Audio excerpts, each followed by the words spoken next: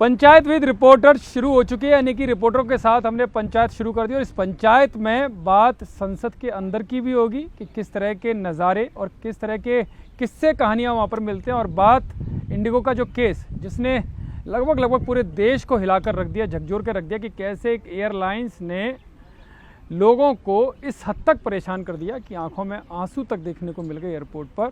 और वहीं बात उस केस की भी जो कह सकते हैं कि अय्याशियों का जमघट जहां पर लगता है, लेकिन वहां पर इस बार मौत का तांडव भी देखने को मिला। तो हमारे साथ पल्लवी घोष जी हैं जो एंकर भी हैं, रिपोर्टर भी हैं, अन्वित हैं जो बहुत नज़दीकी से जिन्होंने इस पूरे इंडिगो क्राइसिस को कवर किया और अंदर पीछे की कहानी क्या है वो आज आपको बताएंगे। अरुण ढांटा जो पार्लियामेंट के अंदर की खबर भी रखते हैं, बाहर की खबर भी रखते हैं, और इसके अलावा शैलेंद्र वांगू जो किस तरह से जो मुख्य आरोपी है, जो अय्याशियों का जमघट जिसने लगाया और जब मौत का तांडव मचा तो किस तरह से आंखों में धूल झोंक कर भागा लेकिन बच नहीं पाया। वो कहानी क्या रही, वो सारी कहानी पंचायत विद रिपोर्टर्स में आएंगी। लेकिन पहले एक किस्से के साथ मैं शुरू करता हूं। कल जब गृह मंत्री अमित शाह अपना रिप्लाई दे रहे थे और जो पूरा चुनाव सुधार पर जो चर्चा हो रही थी, तो मैं और कुछ रिपोर्टर हम एक केबिन में बैठे हुए थे, एक ओएसडी साहब थे उनके केबिन में। तो वहाँ एक सांसद बैठे थे, उनका नाम लेने में कोई दिक्कत भी नहीं, हनुमान बेनीवाल जी। वो किसी काम से वहाँ पर आए थे, अपने ऑफिशियली काम से, और अमित भाई का चर्चा चल रही थी। तो मैंने उनसे हंसते हंसते मैंने ही कहा कि अरे आपको तो अंदर होना चाहिए, जब तक आप रोका टोकी करते नहीं हो मज़ा आता नहीं है। तो वे हाँ मैं जा रहा हूँ। वो तुरंत गए और जब तक वो गए उसके बाद विपक्ष ने वॉकआउट किया, क्योंकि अमित भाई ने जैसे ही घुसपैठिए शब्द पर जोर दिया, बाकी उन्होंने नेहरू जी के ऊपर जिस तरह से टारगेट किया, जो सच्चाई सामने रखी तथ्यों के साथ, उस पर थोड़ा सा हंगामा हुआ। उसके अलावा राजीव गांधी के ऊपर जो बोला थोड़ा सा हंगामा हुआ, लेकिन जैसे घुसपैठिया शब्द बोला सारा अपोजिशन भाग गया। मतलब उनके नाम पर, नेहरू के नाम पर दिक्कत नहीं थी, घुसपैठियों के नाम पर दिक्कत थी। लेकिन जब अपोजिशन भाग गया तो मैंने, हनुमान बेनीवाल अकेले बैठे थे वहाँ पर अपोजिशन की तरफ से, कि इंडिपेंडेंट हैं, वो अपनी पार्टी के सांसद हैं। तो वो कुछ नेहरू को हमें बीजेपी की तरफ से आवाज़ आई कि अरे अपोजिशन तो है ही नहीं। तो हनुमान बेनीवाल कहते हैं और बैठे बैठे, अरे मैं हूँ ना नेहरू जी की बात, आप क्यों बार बार नेहरू के ऊपर आरोप लगा रहे हो। तो अमित भाई उनको कहते हैं, देखा होगा लेकिन लोगों को ये नहीं पता होगा किसको बोला, अरे बैठ जा, तुझे तो कांग्रेस वाले टिकट भी नहीं देते।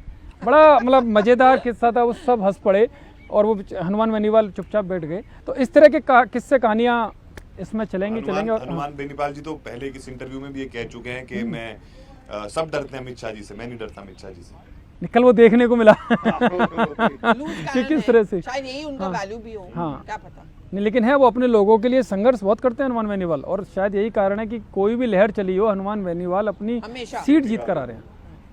बिल्कुल, ये बात तो सही है। लेकिन कल का डिबेट में पता नहीं, हम लोग जब बाहर ऐसे ही निकले थे तो हमने देखा पूरा कांग्रेस के लोग सब बाहर आ रहे, इंडिया ब्लॉक के लोग, और उनमें से मैंने कांग्रेस के सांसद जो साउथ के, उनसे पूछा कि आप वॉकआउट क्यों किए, क्योंकि मुझे समझ में नहीं आ रहा था किस इशू पे। मुझे कुछ समझ में नहीं आया, मैं हिंदी नहीं समझता हूँ। सब उठे तो मैं भी उठ के बाहर आ गया, क्योंकि राहुल गांधी निकले, प्रियंका गांधी निकले।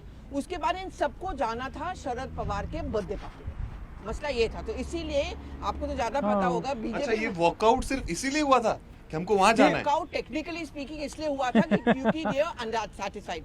लेकिन मैं बहुत सारे सांसद को सुन रही थी, अरे लेट हो रहा है, 8 बजे हमें पहुंचना है। तो फिर बहुत सारे लोग वहीं से सीधे शरद पवार के घर चले गए थे जहां पे बर्थडे पार्टी। लेकिन इसका मतलब ये भी निकाला जाएगा ना, जो अभी अरुण ने बोला कि क्या बर्थडे विश करने के लिए संसद की कार्रवाई छोड़ दी, और जो रिप्लाई चल रहा है, जिसकी डिमांड वो खुद कर रहे थे इतने समय से कि चुनाव सुधार पर चर्चा हो, उसको छोड़ दिया उन्होंने। इतनी गंभीरता गृह मंत्री ने ये मौका राहुल गांधी को भी दिया कि अगर आपको रात को 12 बजे तक बैठना है, मैं बैठने के लिए तैयार हूँ, लेकिन आप अपने सवाल पूछो।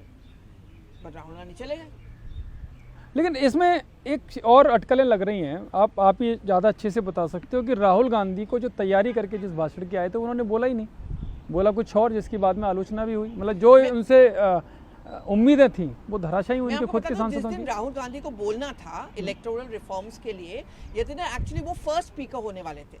जो इनिशिएशन था वो कांग्रेस की तरफ से था, और ये आप ज़्यादा बता सकते हो, आप अरुण और शैलेंद्र, की मुझे लगता है बीजेपी भी एक्सपेक्ट कर रही थी कि शुरुआत राहुल गांधी करेंगे, और Rahul Gandhi actually first speaker सबने यही मान के फिर उन्होंने चेंज कर दिया, वो बोला कि मैं लंच के बाद ही बोलूंगा, मैं सबसे पहले नहीं बोलूंगा। तो मनीष तिवारी ने सबसे पहले बोला।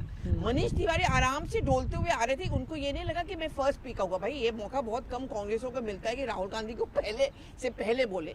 राहुल गांधी ने इधर तैयारी नहीं पूरी थी या उनका, मैं जब देखी वो अंदर आए उनका मूड कुछ अजीब सा मुझे लग रहा था। 10 मिनट पहले आए, प्रियंका के साथ चले गए, भूपिंदर हुड्डा भी थे, दीपेंद्र हुड्डा भी थे, ये लोग सब बोल रहे कि चलो हम ना बेस्ट ऑफ लक बोलेंगे, लेकिन वो अंदर जा ही नहीं पाए। उस कमरे में सिर्फ राहुल गांधी थे, उनके सलाहकार थे और प्रियंका वाड्रा थी। वो बाहर निकले, हेलो बोल के अंदर गए, स्पीच दे के फिर बाहर चले आए इलेक्टोरल रिफॉर्म्स पे। तो समझ में नहीं आया क्या सीरियसनेस है। ये भी तो उनकी पार्टी के अंदर मैसेज नहीं गया कि जो इतनी बातें करते हैं, इतना हंगामा, आप वोट चोरी को लेकर यात्राएं निकाल रहे हो, आगे भी आप बड़ी रैली करने वाले हो, और जब बात आती है तथ्यों की, हाँ, रामलीला मैदान में बड़ी रैली है। एक चीज हमने देखी कि काफी बीजेपी के जो सांसद जो अंदर थे वो प्रियंका गांधी की उन्होंने काफी तारीफ की, उनके भाषण की। हाँ, काफी तारीफ की प्रियंका गांधी ने, इस अच्छा बार भी बोला। हाँ। बहुत अच्छा। और बहुत सारे लोग तो ये भी कह रहे हैं बीजेपी के कि कांग्रेस पार्टी को अगर वाकई ही रिवाइव होना है तो प्रियंका गांधी को आगे करना पड़ेगा, राहुल का नाम अब छोड़ दीजिए। अगर फिर भी गांधी परिवार से आगे की सोच नहीं रहे। उनको उनका ये कहना है कि हम चाहिए गांधी। वन साइडेड मैच खेलने में मजा नहीं आता। अगर मैच खेलना है तो कोई साइड ऐसी हो ना जिसके साथ थोड़ा सा कंपटीशन भी हो पाए। तो अभी हालत ऐसी है कांग्रेस की, कंपटीशन ही नहीं है भाजपा कोई, तो इनकी जो वेल ऑयल मशीनरी है वो सही से उसको प्रैक्टिस भी नहीं हो पा रही है। अच्छा, आप नोटिस करो कि जो 2 दिन का डिबेट हुआ, पीएम बनाम प्रियंका गांधी वाड्रा हो गया, दोनों एक ही दिन बोले, और नेक्स्ट डे हो गया राहुल गांधी बनाम अमित शाह। लेकिन इसमें एक चीज़ और मैं आपको बता दूं, ये शायद लोगों ने ध्यान नहीं दिया होगा, ये बिल्कुल जानना चाहिए। कल अमित भाई को फीवर आ रहा था, हालांकि ये था कि वो थोड़ा कम बोल सकते थे, लेकिन अगर तथ्यों को देखेंगे ना, 102 फीवर था। वो मेडिसिन लेकर वहाँ पर सदन में बोल लेंगे, और किसी को नहीं पता था कि अमित भाई को फीवर है। अमित भाई मेडिसिन लेकर गए, और बताने वाले तो ये भी बताते कि इंजेक्शन लगाए क्योंकि फीवर लगातार बढ़ रहा था, लेकिन उन्होंने कहा कि नहीं, ये देश का मामला है और इसमें जो स्पष्टता है वो मुझे एक मौका मिला है। हालांकि वो इसके इच्छुक भी नहीं थे। इसमें एक और कहानी और ये भी है कि अमित भाई नहीं चाहते थे कि डिबेट हो, क्योंकि एसआईआर चुनाव आयोग का मामला है, चुनाव आयोग संवैधानिक संस्था है। लेकिन इसमें जब बीएससी की मीटिंग हुई तो बीएससी की मीटिंग में किरण रिजिजू ने कह दिया कि ठीक है, आप चुनाव सुधार पर आइए, एसआईआर नाम का प्रयोग नहीं करेंगे, और उन्होंने बिना पूछे, मतलब बिना उनको इन्फॉर्म किए बता दिया कि हम तैयार हैं। तो जब बाद में अमित भाई को ये पता चला तो वो उन्होंने कहा कि ठीक है, जब आपने कह दिया है तो मैं करूँगा। और उन्होंने कल बोला भी था कि मेरी चुनाव आयोग से बात हुई, हालांकि उन्होंने कुछ आंकड़ों को लेकर बात की और गोपनीय बातें कोई जानने की कोशिश नहीं की। उन्होंने कई बार अपने भाषण में भी बोला है, लेकिन 102 फीवर में भी इतना अच्छा उन्होंने तथ्यों के साथ बात रखी, ये पूरे देश ने देखा। लेकिन फीवर है ये किसी को नहीं पता होगा। तो ऐसी बहुत सारी चीज़ें हुई, लेकिन अब क्योंकि ये तो संसद है, हम इस पर भी चर्चा लगातार करते रहेंगे। लेकिन फिलहाल 2 केस ऐसे हुए हैं जिसने पूरे देश को भी लाकर रखा और आंखें खोलने पर भी मजबूर किया। अनवित भाई, आप इंडिगो को लेकर बड़ा क्राइसिस आया, क्या कहानी क्या है सच में इसकी? जो बताई जा रही है वही है कि कुछ अंदर खाने कुछ है? तो जब ये क्राइसिस शुरू हुआ तो जैसे एयरपोर्ट्स वगैरह पे गए तो पैसेंजर से तो बात हुई, उनके तो कई भावुक किस्से आए। जैसे एक लड़की थी जिसके फादर की डेथ हो गई थी, तो वो जा नहीं पाई, 3 दिन वो यहीं रह गई और शायद फ्यूनरल भी उसने अटेंड नहीं किया। और एक बेटी को अपने बाप के अंतिम संस्कार में जाने का बिल्कुल, मौका और शी वाज क्राइंग, मतलब वो लगातार रो रही थी एयरपोर्ट पे, डिपार्चर टर्मिनल पे हम लोग मिले थे। उसने बात नहीं की कैमरे पे, बट शी वाज वीपिंग, लगातार वो रो रही थी। और एक केस था जिसमें शादी में जा रहा था एक लड़का, वो अपनी ही शादी में नहीं जा पाया। तो इस तरह के मसले अपनी शादी में नहीं जा पाया? हाँ, अपनी शादी में नहीं जा पाया। क्या हुआ? उसकी फ्लाइट थी, अब उसका फॉलो अप तो नहीं लिया। तो बड़ा दुखदायी मामला है, मांगू साहब समझ सकते हैं। तो लेकिन इसमें कुछ बातें ऐसी भी आ रही हैं, जैसे हम लोगों ने एक पायलट से बात की थी इंडिगो के, और उन्होंने भी बताया कि ऐसा नहीं है कि बहुत ज़्यादा शॉर्टेज थी फ्लाइट पायलट्स की या क्रू की, और पायलट्स को कभी ये कन्वे नहीं किया कि बहुत ज़्यादा शॉर्टेज है। शायद 60 या 65 पायलट्स की ही अभी शॉर्टेज है एयरलाइन में, ऐसा बता रहे हैं। और जब FDTL आया था 2024 जनवरी में आया था, और तब से सरकार ने इनको टाइम दिया था इसको लागू करने का। लेकिन जब पायलट बॉडी हाई कोर्ट गई, दिल्ली हाई कोर्ट, उसके बाद DGCA ने बोला अच्छा हम इसको तेज़ी से इम्प्लीमेंट कर रहे हैं, जुलाई 1 को 15 रूल इम्प्लीमेंट किए, बाकी नवंबर 1 से 29, तब ये हड़बड़ी सी मच गई एयरलाइंस में कि अब इसको लागू करना ही है, नवंबर 1 के बाद कोई ऑप्शन नहीं है।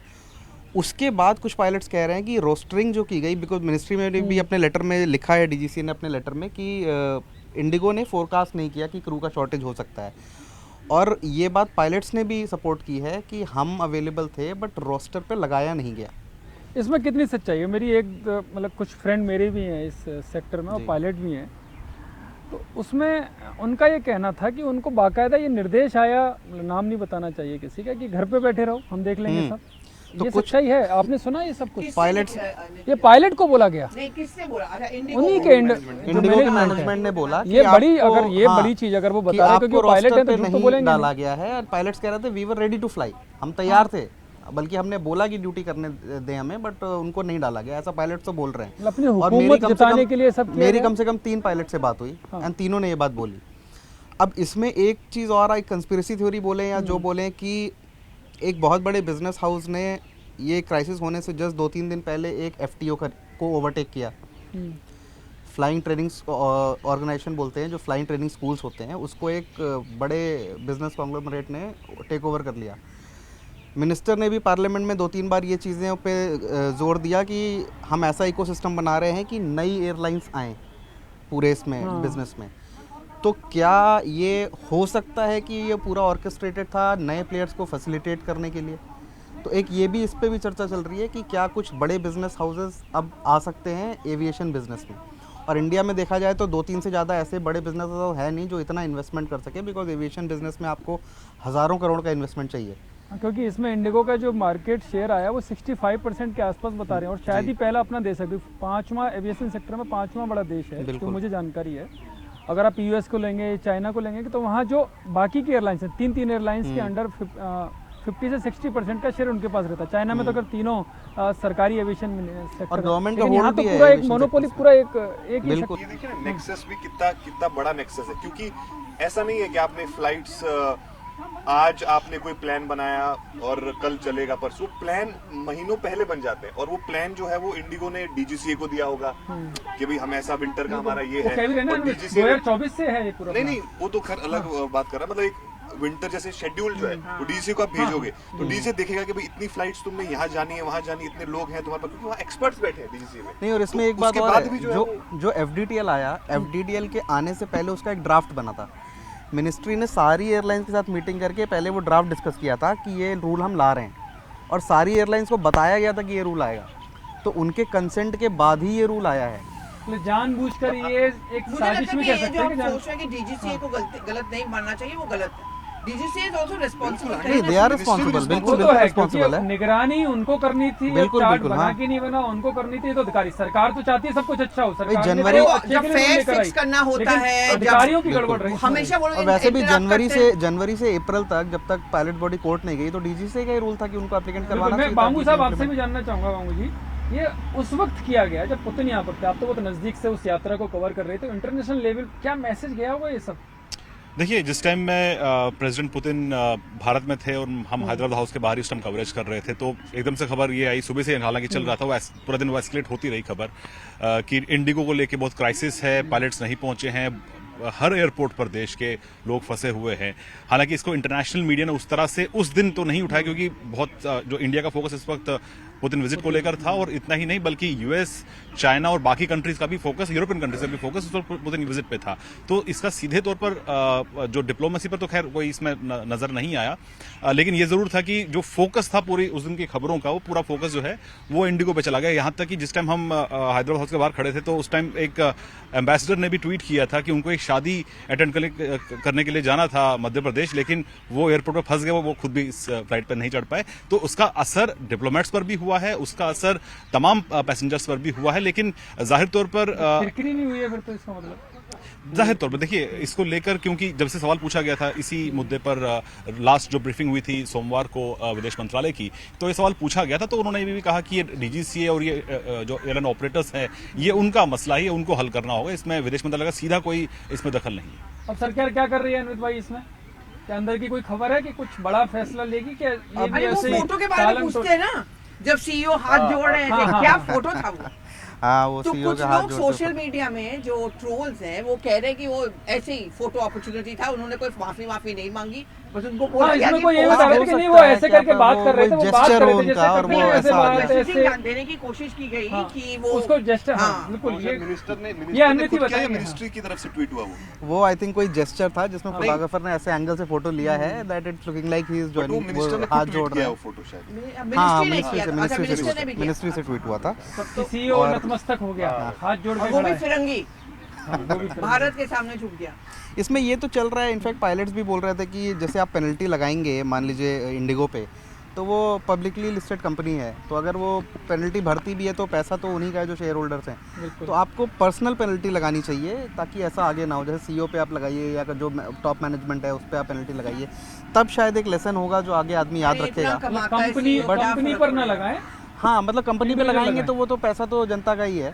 जैसे आप किसी सरकारी विभाग पे अगर पेनल्टी लगा दें तो पैसा तो एक्सचेकर का है, वो तो मतलब इस तरह जनता की का है। हाँ, चर्चा है। taxpayer देखिए का ये भी एक अच्छी बात है ना कि ये निकलकर उनके अंदर से ही आ रही है जी। कि भाई आप ऐसे मत लगाओ। करेक्ट। तो सरकार- एक ये अब एग्जाम्पल सरकार- सेट हो कि आगे भी इस तरह की लापरवाही ना हो, क्योंकि सफर तो अगर किसी ने किया है तो सिर्फ पैसेंजर्स नहीं किया है इसमें। हाँ, क्योंकि देखो किसी कोई दूल्हा जिसकी शादी है वो ही नहीं MPs पहुंच भी। पाए हाँ। अपनी शादी में। बहुत सारे एमपी जो बेटी घर अपने- लाना चाहते हाँ। थे फ्राइडे को, उनको रुक जाना पड़ा क्योंकि उनका इंडिगो का बुकिंग था। बिल्कुल, मतलब इतना डेस्परेशन मैंने कभी नहीं देखा। मैं देख रही थी पार्लियामेंट में भीख मांग रहे हैं उनके स्टाफ, पर कुछ भी तो करा दो कुछ- ना, कुछ- एयर इंडिया कैसे में भी करा दो। कर अरे दो। बिजनेस क्लास नहीं, हम तो अब इकोनॉमी में जाने के। मुझे तो इस बात पे हैरानी हो रही थी कि वहां पे कुछ एमपीज के स्टाफ मतलब ऐसे बोल रहे हैं कि कोई बात नहीं, हम तो इकोनॉमी में भी जाने के लिए तैयार है। अरे यहाँ पे लोगों को जाने को भी नहीं मिल रहा था फ्लाइट, सही बात। और वहां पे ये बोल रहे लेकिन कि दो ऐसे लोग हैं जिनको इसी फ्लाइट से आराम से फुकेत पहुंचा दिया गया। हाँ, ये हाँ, वो भी 5:30 एक- बजे और एक ट्रैवल ऐप के जरिए बुक किया गया। ये अब बांगू साहब बताएंगे इसके बारे में। हाँ, आप बताइए। देखिए तो 25 लोगों की मौत उसमें हुई और ऐसे आंखों में धूल और झोंक जानते हो, के, इतना- और वो भी उसी एयरलाइन से। उसी एयरलाइन से। उसी एयरलाइन से, इंडिगो से। 20 उनके स्टाफ थे। और मुझे सबसे ज्यादा गुस्सा पता है किस बात पे आया? वो अपना पेट घर छोड़ के चला गया। आपने वो पिक्चर देखा होगा, एक एनिमल वैन आया उनको खिलाने के लिए। कैसा आदमी है यार? लेकिन इसमें देखिए जहाँ फ्लाइटें कैंसिल हो रही है इंडिगो की, उसके लिए राइट टाइम गई है।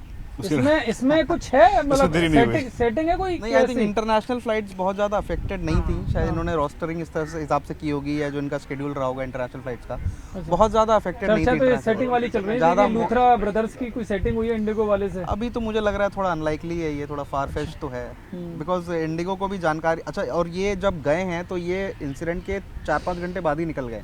हाँ, नहीं, इसमें खाली इसमें एयरलाइंस का सीधा रोल नहीं होता, क्योंकि हाँ, इसमें बिल्कुल, इमिग्रेशन का रोल बिल्कुल, रहता है। अगर नोटिस इशू होता है, लुकआउट नोटिस, तो उसके बाद सीधा Exactly. एयरपोर्ट इमिग्रेशन हाँ। आपको रोकती है बाहर जाने से। और वो भी नोटिस उसमें होने के एयरलाइन का कोई बाद ही सीधा उनके तो संज्ञान में नोटिस तो आती इशू है नहीं बात। हुआ था ना वहाँ?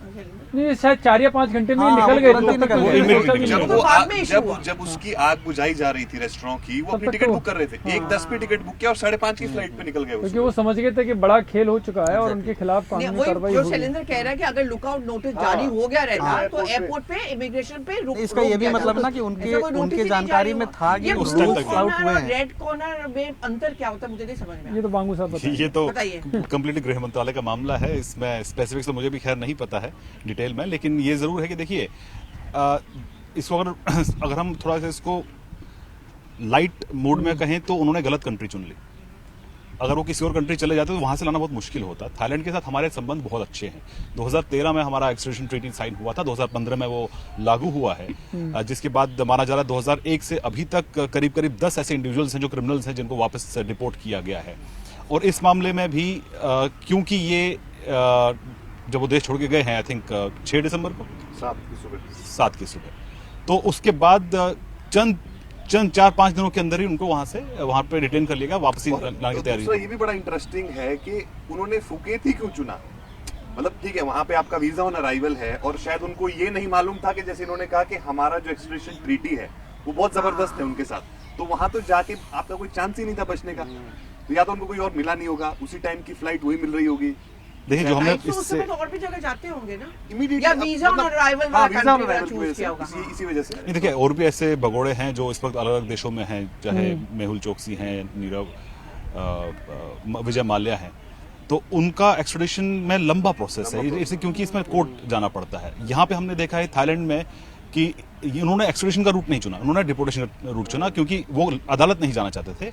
और हम यहाँ तक सुन पा रहे हैं कि थाईलैंड की जो सरकार है उन्होंने बहुत से उन्होंने एक्सटेंसिव हेल्प की है और बहुत प्रॉम्प्ट एग्जेम्पलरी मदद की है भारत की इन दोनों को पकड़ने में। हालांकि आपको ये भी बता दूं, ये उस वक्त हो रहा है थाईलैंड में कि जब थाईलैंड और कंबोडिया का वॉर चल रहा है। क्लैशेस पिछले 3 दिनों से लगातार चल रहे हैं, बावजूद इसके कि ट्रंप ने कहा कि मैं एक फोन कॉल पे फिर ये रिजॉल्व कर दूंगा।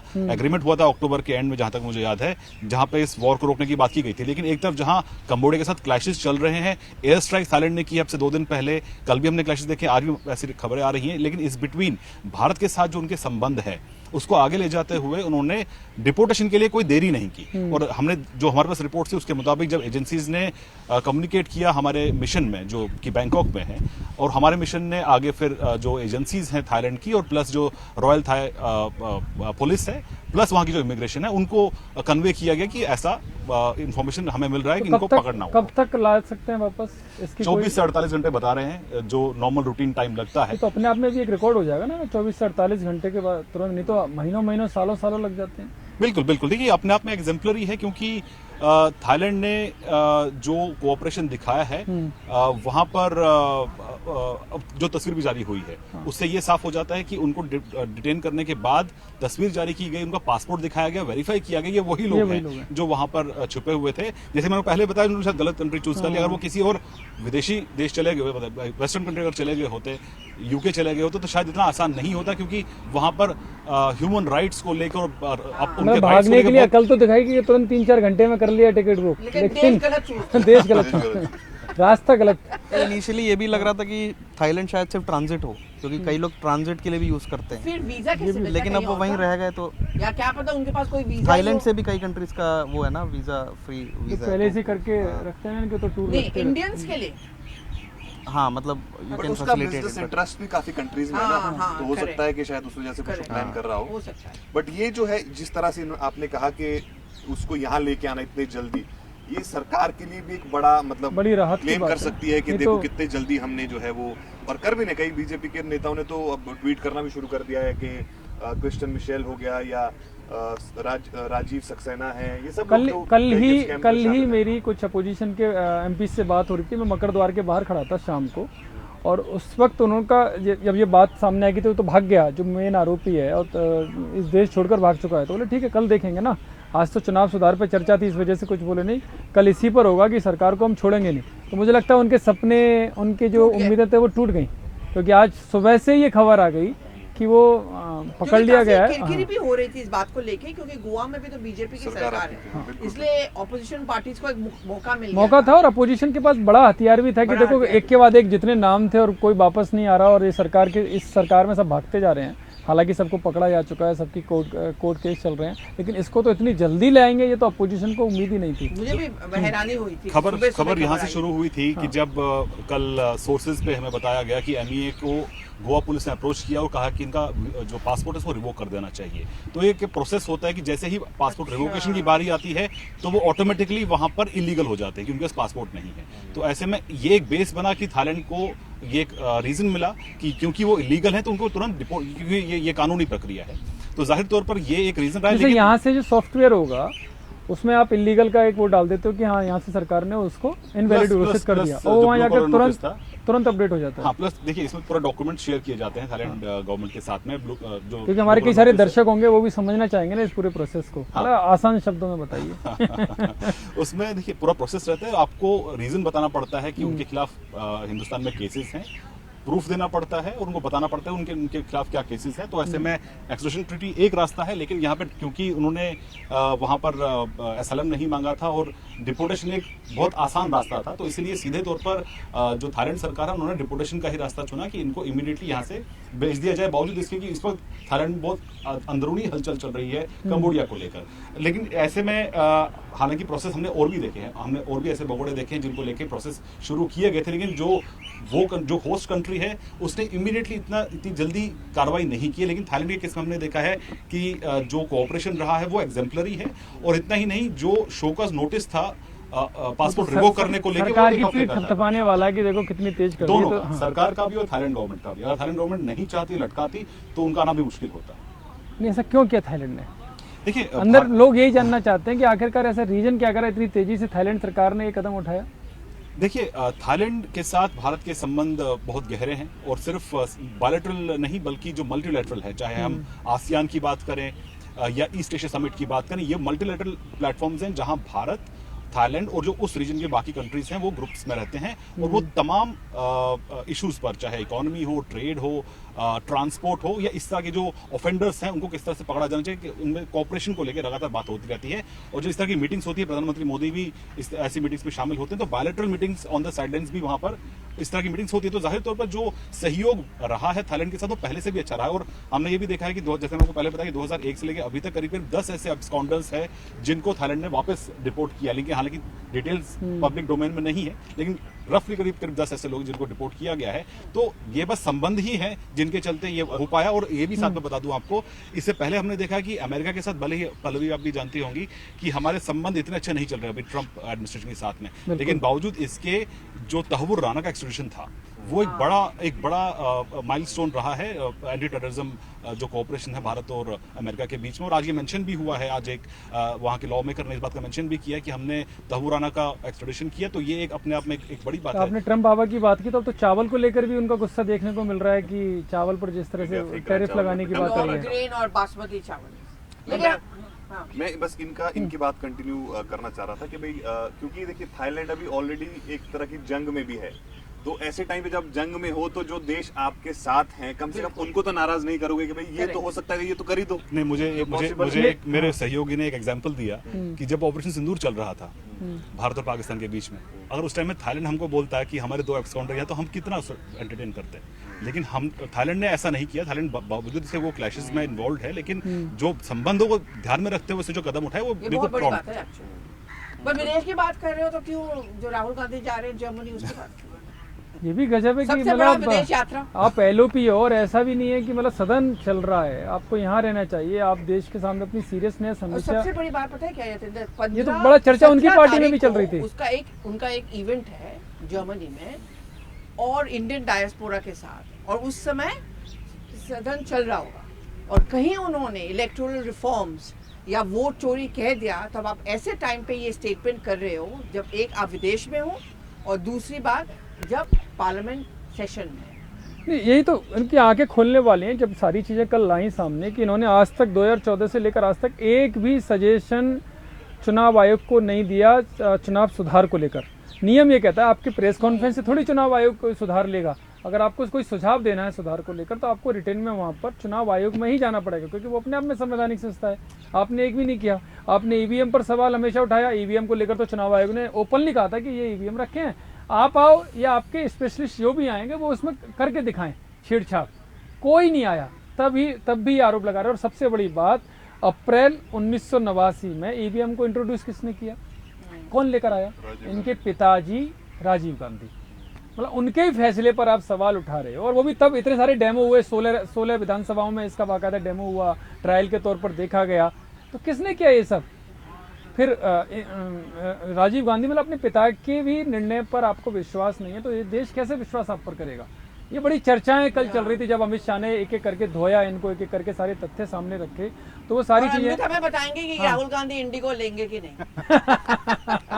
तो कौन सी फ्लाइट से टिकट हो रही है उनकी? जर्मनी तो जाती भी नहीं इंडिगो के साथ। अभी तो इंडिगो अपना विंटर शेड्यूल देगा अगर इतनी फ्लाइट्स के पास पता नहीं होंगी। जर्मनी जाती है कि नहीं, मुझे नहीं पता। लेकिन कम है उसके कम रूट्स इंटरनेशनल रूट्स लिमिटेड कम है। लेकिन कल तो स्वागत दादा को भी मतलब उस वक्त बोला था प्रधानमंत्री ने, जब परसों प्रधानमंत्री बोल रहे थे तो आपने सुना था वो? हाँ, बुंकिम दा और बम्पिंग बाबू। बंकिम दा। और हम बंगाली लोग बहुत ये करते हैं। आप तो उनको अच्छे से जानते क्या ये भी हैं। दादा में और बाबू में हम तो समझते हैं कि चलो बड़े भाई को दादा बाबू बोलते हैं, दादा के बाबू ऊपर होता है होता बड़ा सांस्कारिक बाबू अल्टीमेटली हम संस्कृति जैसे से बापू संबंधित। कहते हैं ना महात्मा गांधी को, तो बाबू का दर्जा एकदम सबसे ऊपर माना ऐतिहासिक जाता है। महान दादा पुरुष तो को हर लेकर। बंगाली लड़का दादा मानते हैं, अरुण धांटा भी दादा होगा। इस पर उनको, लेकिन उसके बाद अमित प्रधानमंत्री ने उनकी होंगे। बात मानी हाँ? और पूरे भाषण में हाँ। उन्होंने बाबू शब्द यूज किया। यही नहीं, मैंने गृह मंत्री को भी सुना राज्यसभा में, उन्होंने कहा बंकिम बाबू।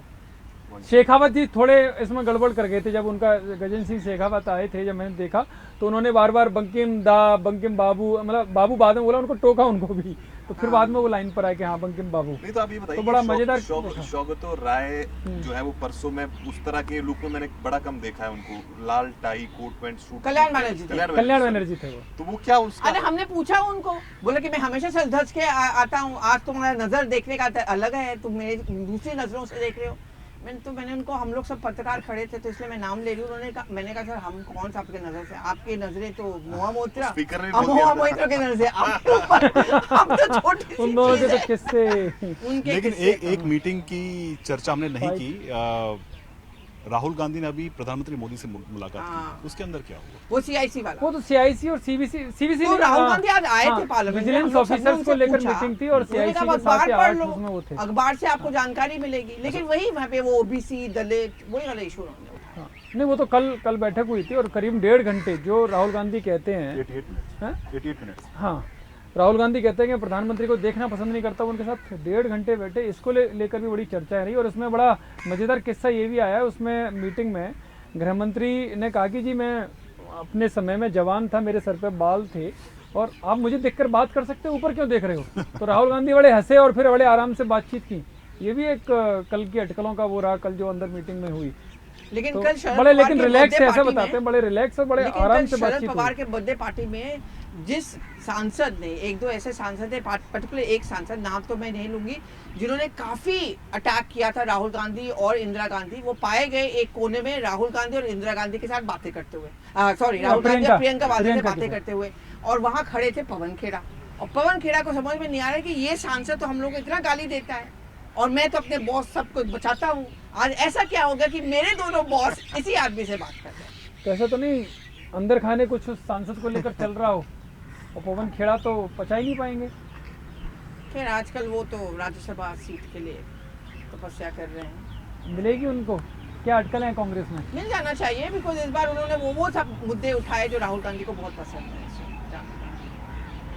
चलिए बहुत बहुत धन्यवाद। ये पंचायत विद रिपोर्टर्स में हमने सारे विषयों को छुआ और अंदर की बातें बताई कि आखिरकार अंदर चाहे वो लूथरा वाला केस हो, किस तरह से उसको लाने के लिए जो पहल सरकार के द्वारा की गई, वहीं इंडिगो को लेकर सरकार क्या सोच रही है और इसके पीछे की कहानी क्या थी, और संसद के तो जो अनसुने किस्से होते हैं वो तो हमने आपको बताई। फिलहाल पंचायत विद रिपोर्टर्स में इतना ही।